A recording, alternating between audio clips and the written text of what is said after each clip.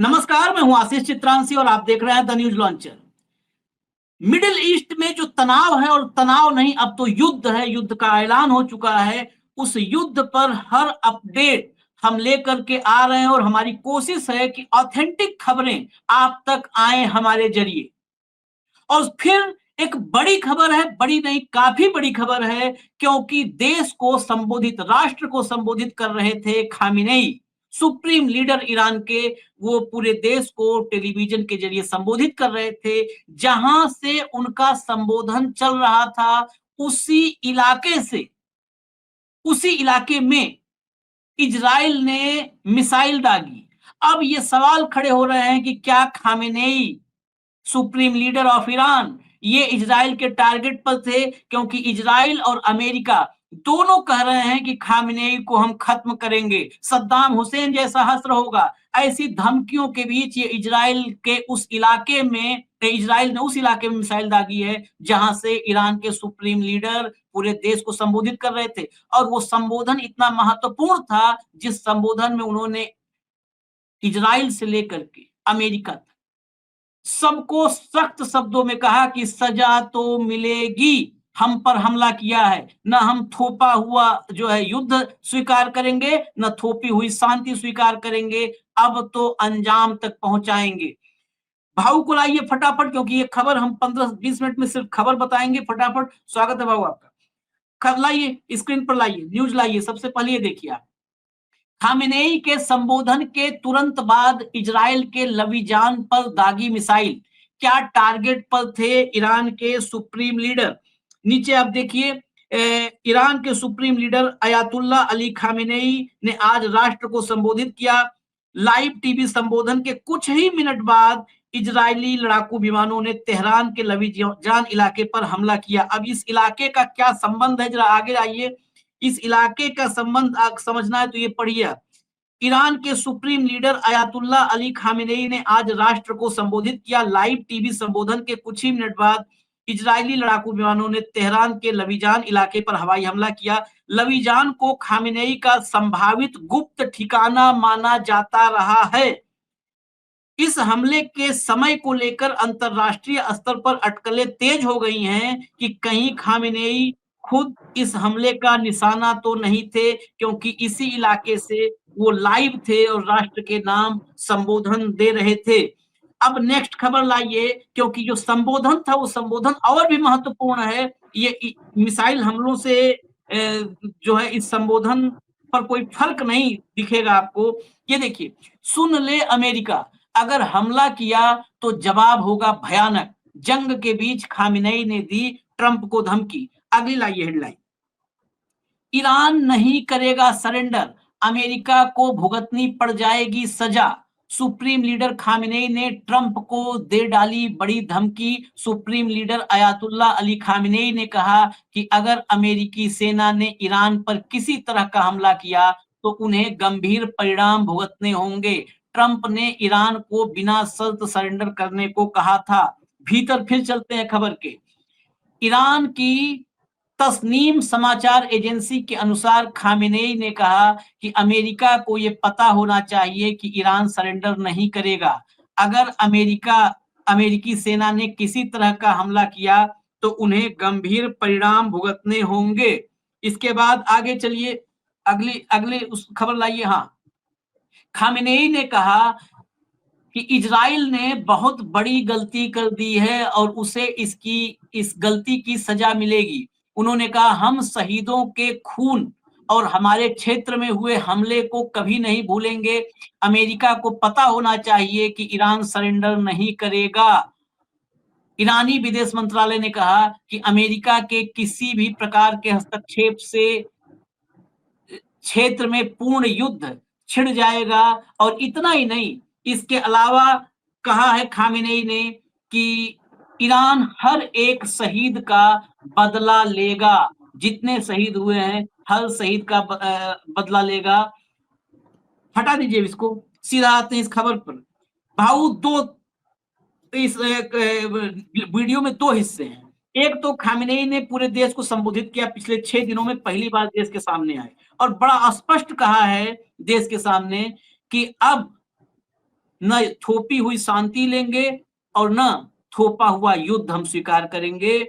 अगर अमेरिका आता है युद्ध में तो उसे ऐसी सजा देंगे कि वो याद रखेगा। ये बात क्यों, इसके पहले एक चीज जोड़ना जरूरी है। G7 से ट्रंप निकले थे कि मैं जा रहा हूं, अब बिल्कुल बहुत निर्णायक कार्रवाई करने जा रहा हूं।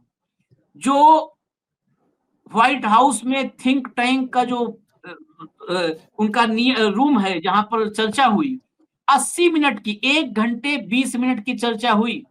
1 घंटे 20 मिनट की चर्चा के बाद ट्रंप ने युद्ध में सीधा हस्तक्षेप करने से अपने कदम पीछे खींच लिए और उस कदम पीछे खींचने के बाद खामनेई ने दोबारा चेताया है कि अगर ये सोचा या गलती किया तो आपको भुगतना पड़ेगा। समानांतर मिसाइल अटैक क्या चल रहा है मिडिल ईस्ट में? देखिए आशीष, हम सुबह से लगातार ट्रैक कर रहे हैं। अमेरिका के राष्ट्रपति ने जिस हिसाब से धमकाया था, टोटल सरेंडर, कैपिटल में लिखा था total surrender, unconditional total surrender, बिना शर्त आपको शरण आना होगा। इसके जवाब में ईरान ने कहा कि शरण, आपको ईरान का इतिहास जानने की जरूरत है। ईरान सरेंडर नहीं करता। अब ईरान थोपी हुई शांति भी नहीं लेगा। मतलब शांति समझौते के लिए यदि कोई बीच में प्रयास भी करे, वो भी जगह अब ट्रंप ने। कई बार क्या होता है आशीष, युद्ध दो देशों में होता है। यूक्रेन रशिया में युद्ध हो रहा है, भारत पाकिस्तान के बीच में भी हो गया, लेकिन विश्व के देश संयम बरताने की बात करते हैं। यदि तीसरा देश आके कहे कि संयम रखो, तो उसको खुद संयमित होना जरूरी। हाँ, आप आक्रामकता के साथ संयम की बात नहीं कर सकते। और डोनाल्ड ट्रंप जब से व्हाइट हाउस में बैठे हैं, ये 24 घंटे आक्रामकता के पंख लेके उड़ते रहते हैं। ये भारत को भी समझाने के लिए इन्होंने टैक्स टैरिफ में देखा आपने, चाइना को धमकाया, हम 100% लगाए, चाइना बोले 150%, चल आखिर घुटने पे आ गए। यही उन्होंने ग्रीनलैंड साथ में लेने की बात कही, वहां पीछे कदम ले लिए। कनाडा और मेक्सिको जो लग के देश है, उनके साथ भी बदतमीजी की, औकात में आ गए। साउथ अफ्रीका जैसे देशों ने आंख खोल के बताया कि औकात में रहो, क्योंकि आप हमेशा आप सबके बाप बनने का प्रयास करते हैं। आप मित्र बन के आइए, लोग आपकी सुनेंगे।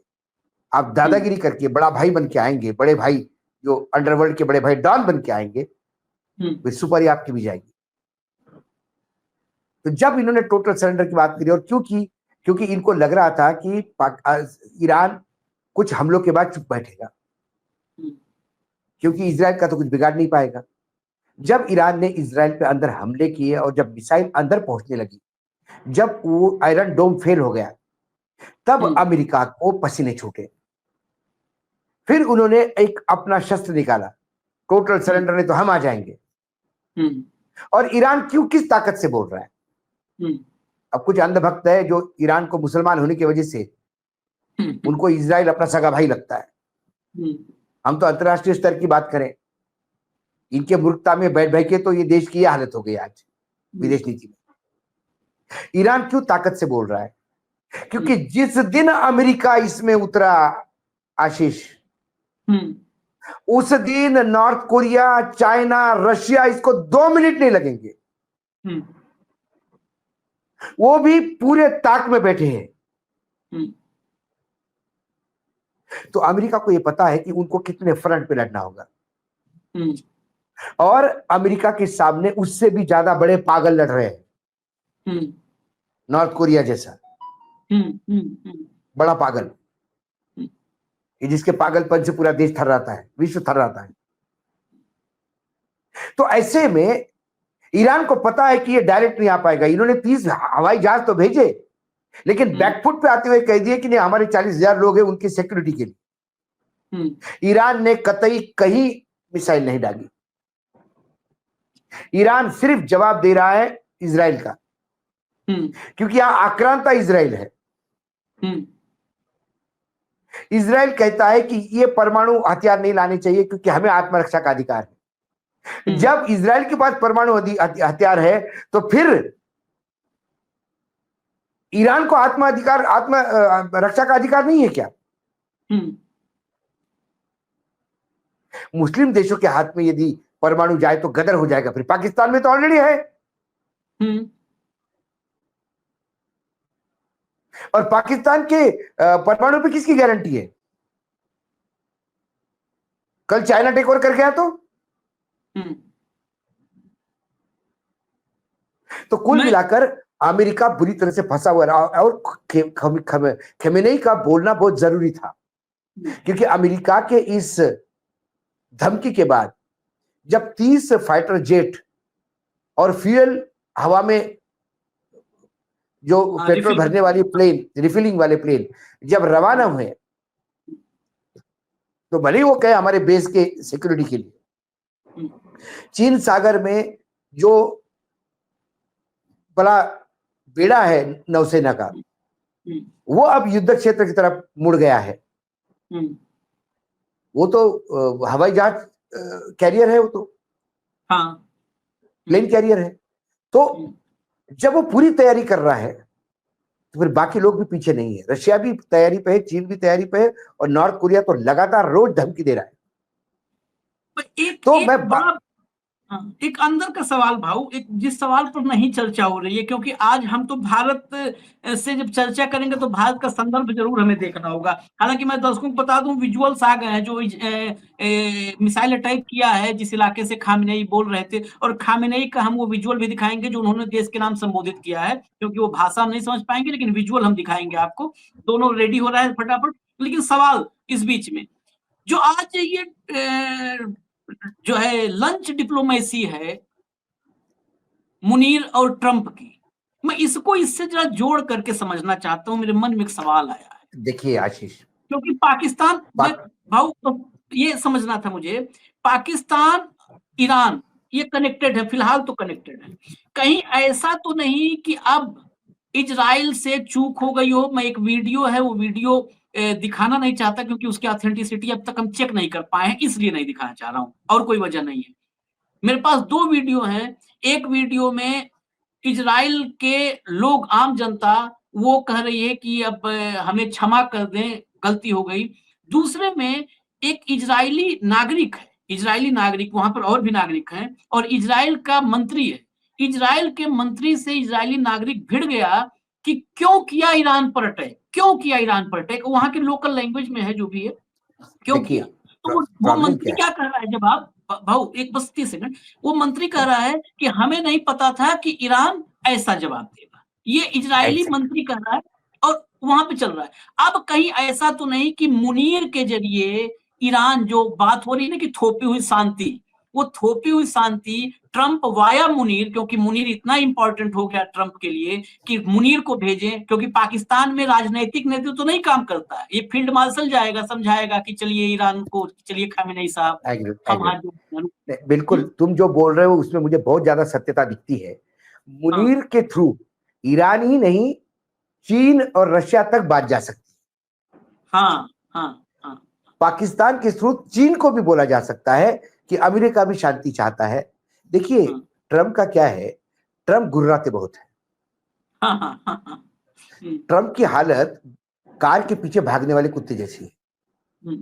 बड़े आक्रामकता के साथ वो कार के पीछे भागता है, और जैसी कार ने ब्रेक लगा दिया कोई कोई करके भाग देता है। आपने देखा कि यूक्रेन के राष्ट्रपति ने चिल्लाचोट की, वहां पे बड़बड़ाते रह गए।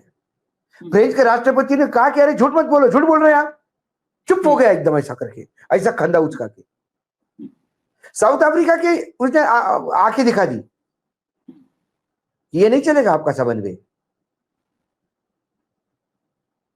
एक ने तो आके बता दिया कि अरे काहे इमाइग्रेंट के पीछे पड़े हो, खुद इमाइग्रेंट हो यार, तुम्हारे बाप दादा हमारे देश में थे, ये लो सर्टिफिकेट लाया हूं। ओके ओके ओके ओके, तो बोल तो दिया इनकंडीशनल सरेंडर। देखिए वो व्यापारी है बेसिकली, और इसके आप तुलना चांदनी चौक के व्यापारी से कर सकते हैं। हम्म, आप चांदनी चौक में चले जाइए, बोले भाई ये सूटकेस कितने की थी, तो बोलता है 2,500 की।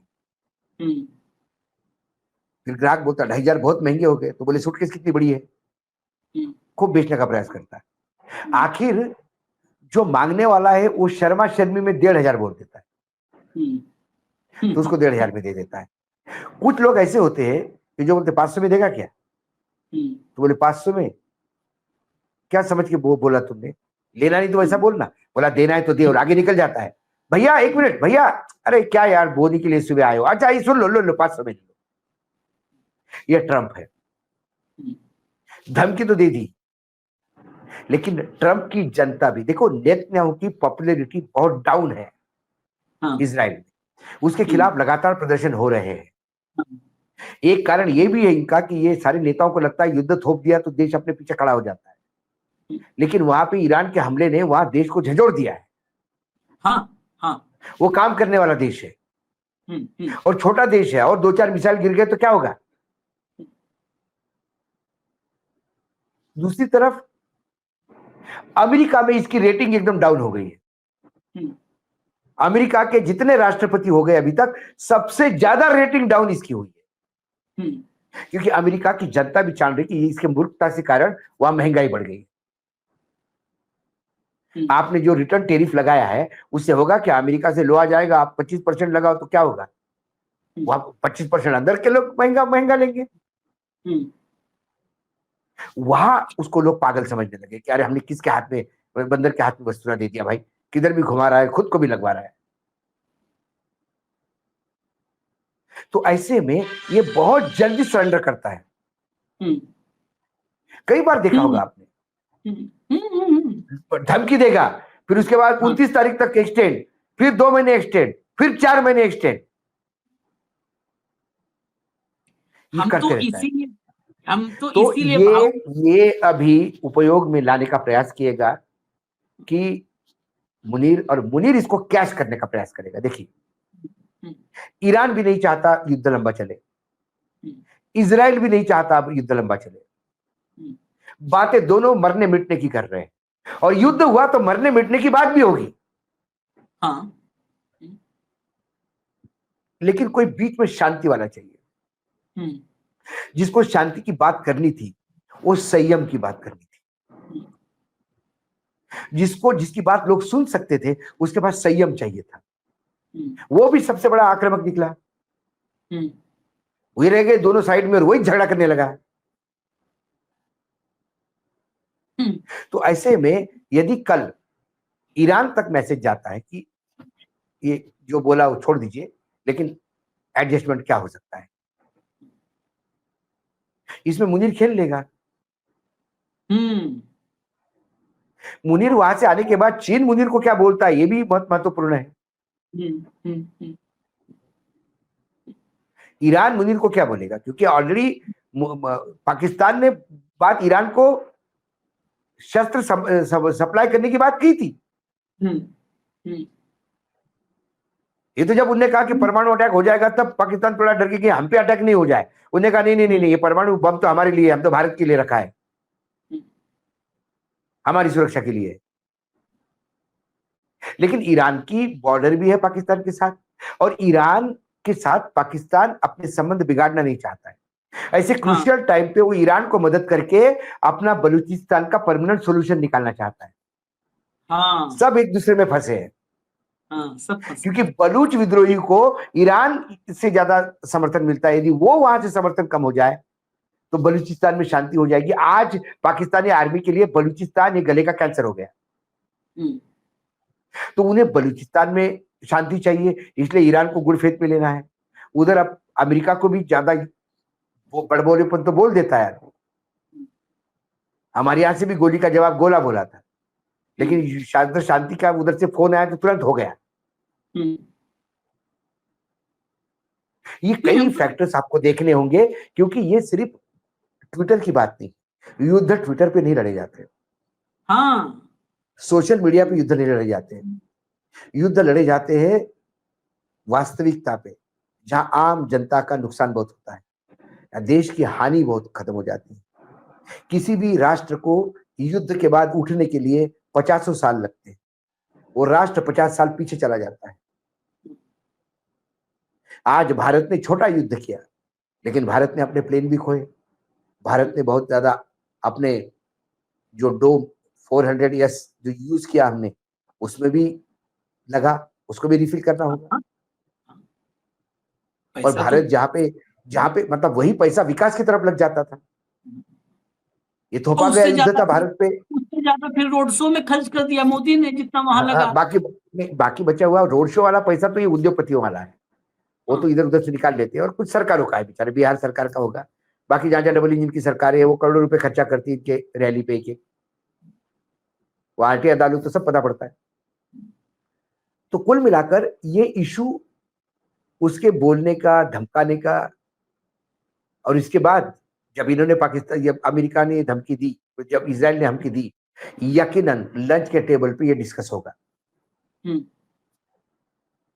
होगा, क्योंकि एक जमाने में भारत ऐसे कामों के लिए जाना जाता था, संयमी देश था, सभी जगह से भारत के संबंध अच्छे थे, लेकिन भारत को इतना नाकारा साबित कर दिया अमेरिका ने, नत्थू बना के रख दिया एक कॉर्नर। नहीं, वही बात कि हमको तो अपने प्रधानमंत्री, हम तो मोदी जी से अगर निवेदन करना हाथ जोड़ के करने माने तो हाथ जोड़ के करते हैं कि बाकी देश ट्रंप को उसी भाषा में जब बोलते हैं तो वो पीछे हट जाता है, वो तुरंत सिट्टी पिट्टी उसकी वो होती है, लेकिन कम से कम आप भी बोलो साहब। खैर, हम विजुअल दिखा देते हैं, जरा विजुअल देखिए जो अटैक हुआ वहां पर, उस अटैक का विजुअल देखिए जो जहां से संबोधन चल रहा था, जो संभावित ठिकाना, गुप्त ठिकाना माना जा रहा है, कंफर्म नहीं लेकिन संभावित गुप्त ठिकाना माना जा रहा है, वही इलाका है, वहां पर ये अटैक किया इजराइल ने। लेकिन इस अटैक से ज्यादा महत्वपूर्ण है खामेनेई का संबोधन। खामेनेई का संबोधन बहुत महत्वपूर्ण है। ये इलाका जो मैं बता रहा था, ये इलाका है लबीजान, जहां पर अटैक चल रहा है, लेकिन खामेनेई का संबोधन वो भी दिखा दीजिए, जो संबोधन हुआ है आज ईरान के नाम से, उसके विजुअल्स दिखाइए, प्ले करिए आप विजुअल्स।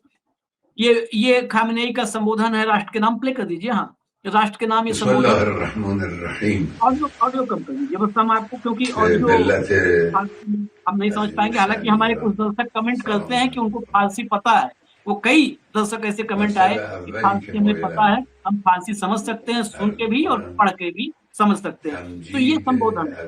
इस सबके बीच इजराइल, अमेरिका, ईरान, पाकिस्तान, चीन, रूस, उत्तर कोरिया, पूरा मिडिल ईस्ट, सब के सब इस तनाव में, और इस तनाव का असर भारत पर भी है। वो भारत पर कैसे है वो हम अगले शो में दिखाएंगे, आपको लाएंगे, क्योंकि भारत के लिए अगर ईरान युद्ध को और आगे बढ़ाता है, इजराइल और ईरान के बीच शांति नहीं कायम होती है, तो भारत पर इसका क्या इम्पैक्ट होगा, इसकी चर्चा भी नहीं कोई करना चाह रहा है, इसकी चर्चा भी जरूरी है। फिलहाल ये सवाल अभी भी कायम है कि क्या ईरान के सुप्रीम लीडर खामेनेई ये टारगेट पर थे, क्योंकि दोनों देश, इजराइल और अमेरिका, दोनों कहते रहे कि खामेनेई को खत्म करके, और ईरान का जैसा जवाब आया है पलटवार, ऐसे में अब एक ही उम्मीद है, या तो शांति हो जाए, नहीं तो खामेनेई को टारगेट करके, होता है ना सुप्रीम लीडर को टारगेट कर लिया सीधा सीधा, उसके बाद देश एकाएक चला जाता है, जिसे होता है ना कि एकाएक डाउन हो जाता है सामरिक रूप से। तो कहीं इसलिए तो खामेनेई को नहीं टारगेट बनाने की कोशिश की गई है। हालांकि एक बयान ईरान की तरफ से ये भी मीडिया रिपोर्ट के हवाले से जो मैं पढ़ा, ये भी आया है कि खामेनेई ने ये भी कहा है कि अगर मुझे भी कुछ हो जाता है तो भी मेरी जगह पर कोई ना कोई रिप्लेस कर लेगा, लेकिन देश को नीचे नहीं हम जाने देंगे, देश को नहीं झुकने देंगे। ये भी एक मीडिया रिपोर्ट में है खामेनेई के हवाले से खबर। फिलहाल हमें इजाजत दीजिए, अपडेट था, अपडेट आप तक लेकर के आए हम। धन्यवाद भाऊ, बहुत बहुत धन्यवाद। नमस्कार।